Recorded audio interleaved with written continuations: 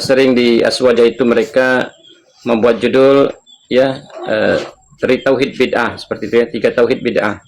Maka kita buat perbandingannya atau lawannya adalah sifat 20 bid'ah. Bagaimana juga pembelaan mereka terhadap sifat 20 ini ya. Apakah itu ada di zaman Rasulullah, sahabat, tabi'in ataupun tidak ada. Nah, adapun kita bisa membela berapa banyak ya ustaz-ustaz kita, bahkan ulama-ulama kita yang mampu menjelaskan tentang tauhid 3 tersebut. Tapi siapa yang kira-kira Albini, tapi nggak sanggup dia naik ke atas ya untuk menjelaskan.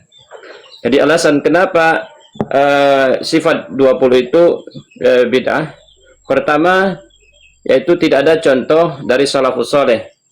Jadi Nabi SAW, para sahabat, tabi'in maupun imam mazhab yang 4 yaitu Abu Hanifah, Imam Malik, Imam Asy-Syafi'i, Imam Ahmad tidak pernah membatasi atau mengelompokkan sifat Allah menjadi 20.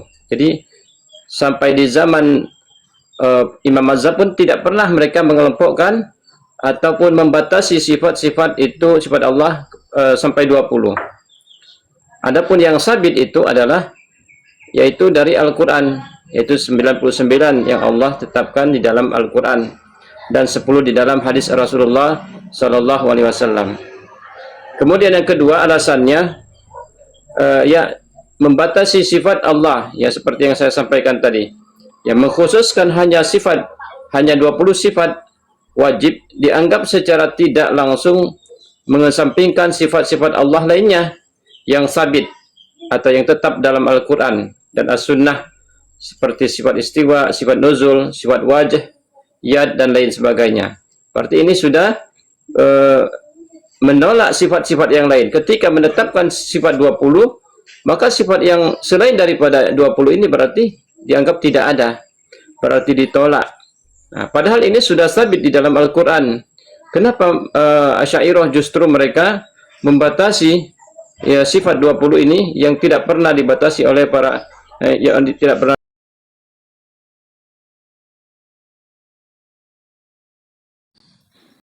sangat ini perlu kita kaji ya.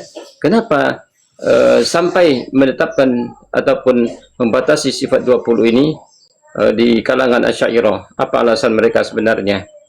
Nah, kemudian alasan ketiga adalah menggunakan pendekatan ya ataupun metode di dalam sifat 20 ini, pendekatan filsafat atau ilmu kalam ya. Ya, metode dianggap terlalu mengandalkan logika, akal ya, ataupun mantik ya.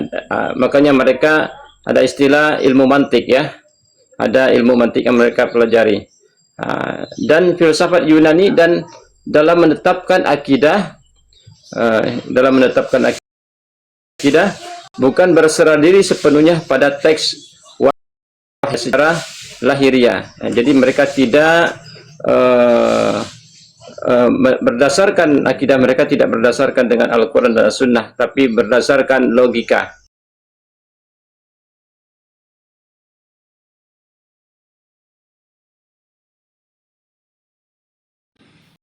Ya, di antaranya ya yang membantah di dalam sifat 20 ini yaitu di dalam kitab Dara' Ta'arudil Akli wa Nakli karya Syekhul Islam Ibnu Taimiyah.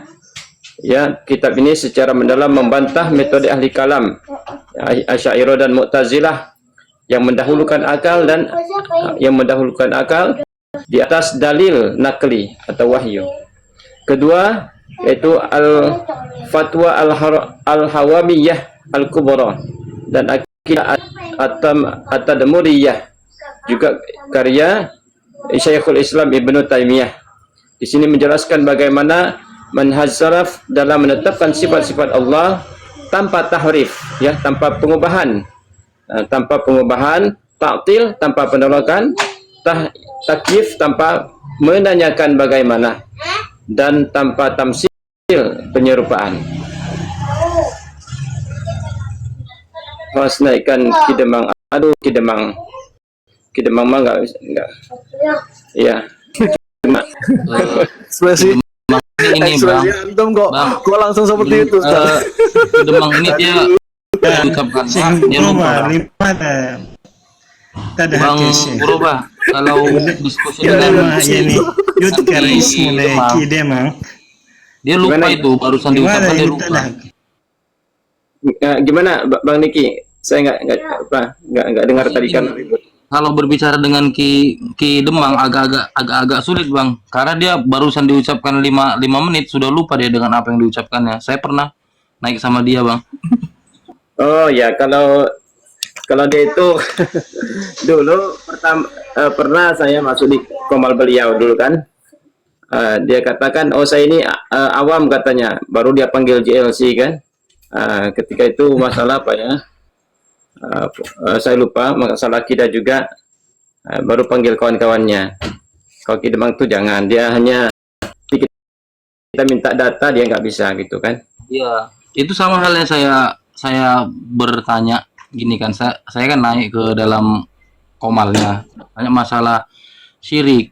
Menurut Anda, apakah jika seseorang datang kepada dukun karena sepeda motornya hilang, lalu minta bantuan kepada dukun agar dukun itu bisa menemukan kendaraan bermotor, ya apakah itu syirik?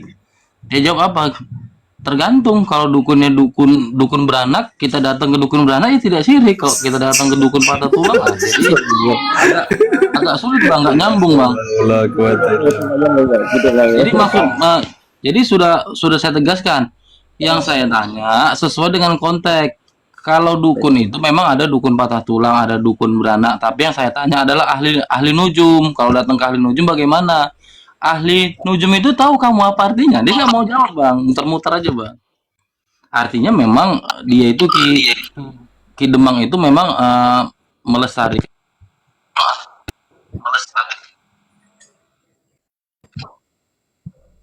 Iya. Dia tidak menjawab. Iya.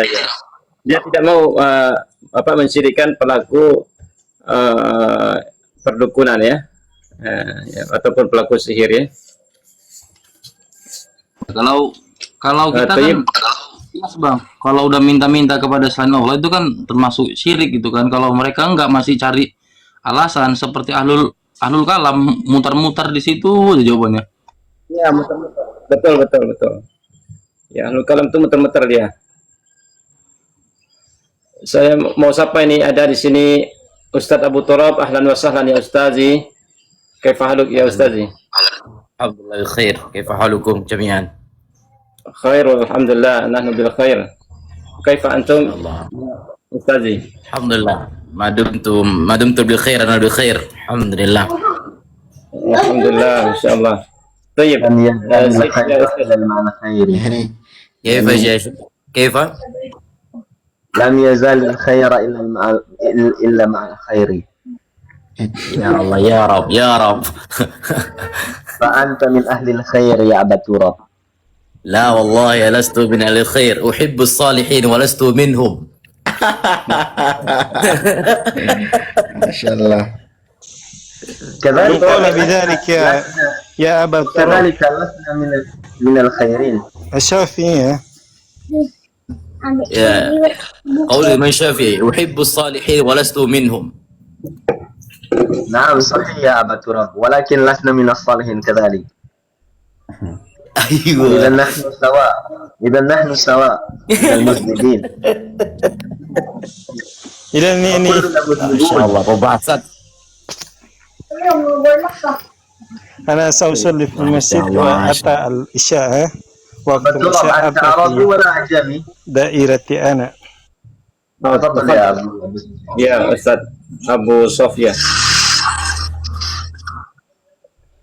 Ya Ustadz Abu Turab, min aina anta? لقد عرفنا يا أستاذي. Laqad nasitu ya Ustazi. يا الله يا رب نسيتني. Nah, وبقي نسي وبقي نسيته. min aina وذلك الإنسان سمي الإنسان لأنه الخطأ من صفاته الخطأ والنسيان. ايوه ايوه ايوه، عرفت. كل بني آدم خطاء. انا ايوه، كل نعم نعم. الخطائين التوابون. صحيح صحيح. طيب، Waalaikumsalam. اذا انا اعرف بمرة ثانية.